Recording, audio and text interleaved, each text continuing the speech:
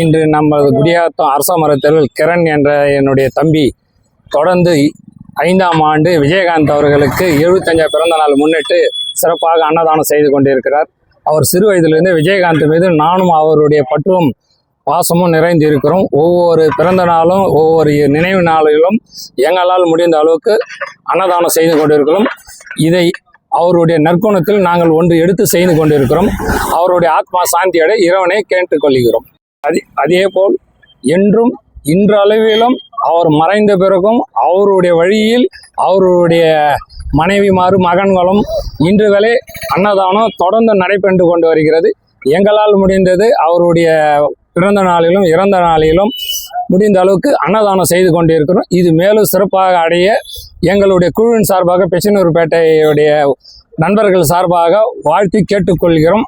அனைவரும் இவ்விழாவிற்கு வருகை தந்த அனைவருக்கும் மிக்க நன்றி. வணக்கம்.